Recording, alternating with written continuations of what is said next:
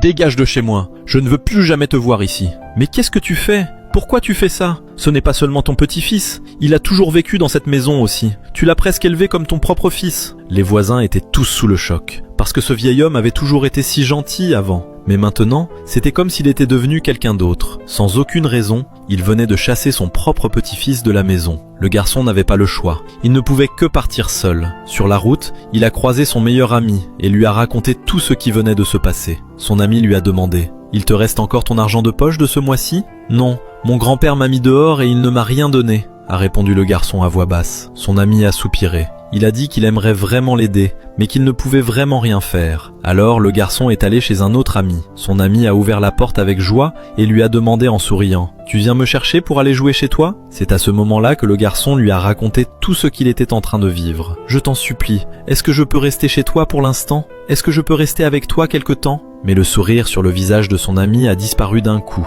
Il lui a dit froidement « Donc maintenant, tu ne peux plus rien me donner, mais tu veux quand même que je t'aide. Va-t'en. Si tu n'as rien, alors tu ne vaux rien. » Finalement, le garçon a mis toute sa fierté de côté et il est allé chez sa petite amie. « Bébé, mon grand-père m'a mis dehors. Maintenant, à part les vêtements que je porte, je n'ai plus rien. Je t'en supplie, aide-moi, laisse-moi rester chez toi. Je n'ai vraiment plus nulle part où aller. » Au début, la fille a eu un peu de compassion pour lui. Elle lui a demandé d'attendre dehors, puis elle est rentrée pour en parler à ses parents. Mais quand elle est ressortie, elle lui a dit « Je suis désolée, mes parents n'accepteront pas quelqu'un qui n'a plus rien. Et maintenant, toi non plus, tu n'as plus rien à me donner. C'est fini entre nous. » Le jeune homme s'est complètement effondré et les larmes se sont mises à couler d'un coup. Toutes les personnes qu'il connaissait lui avaient fermé la porte au moment où il avait le plus besoin d'aide. Il marchait seul dans la rue, sans direction et sans personne sur qui compter. Il s'est assis au bord de la route et il a commencé à réfléchir encore et encore. Est-ce que je ne vaux vraiment rien ? Qu'est-ce que je vais devenir plus tard ? Au moment où le garçon avait complètement perdu espoir, sa grand-mère est apparue et s'est excusée auprès de lui au nom de son grand-père. Le jeune homme était très en colère et il a demandé à sa grand-mère pourquoi elle n'avait pas empêché tout ça. Mais sa grand-mère lui a simplement dit sérieusement que s'il acceptait de rentrer à la maison,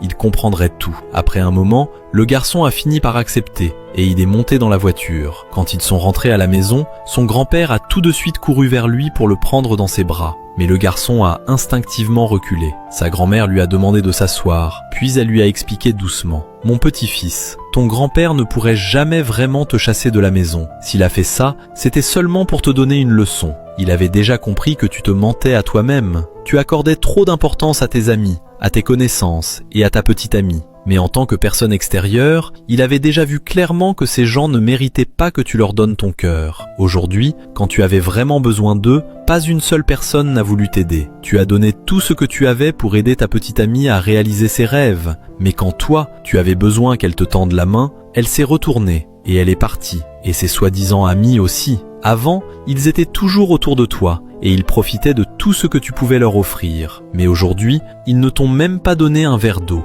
Ton grand-père voulait que tu comprennes une chose. Pour beaucoup de gens, ta valeur est seulement égale à ce qu'il te reste encore entre les mains. Le garçon a baissé la tête et il a dit d'une voix tremblante « Grand-père, je suis désolé. Aujourd'hui, tu m'as donné une leçon très dure. Cette leçon, je m'en souviendrai toute ma vie. » Son grand-père l'a regardé et lui a dit « Je t'aime tellement, mon petit-fils. Tu es encore très jeune et tu regardes le monde avec trop de naïveté. Alors je n'avais pas d'autre choix que d'utiliser cette méthode cruelle pour te faire voir comment ce monde fonctionne vraiment. Quand tout va bien, beaucoup de gens s'approchent de toi. Mais quand les vraies difficultés arrivent, ceux qui restent sont seulement les personnes vraiment fidèles. Ce monde regarde souvent non pas qui tu es, mais ce que tu possèdes. Tu dois absolument apprendre à faire la différence entre les gens qui restent près de toi par intérêt et ceux qui tiennent vraiment à toi. Si tu as regardé jusqu'à la fin, partage cette vidéo et dis-moi en commentaire d'où tu regardes.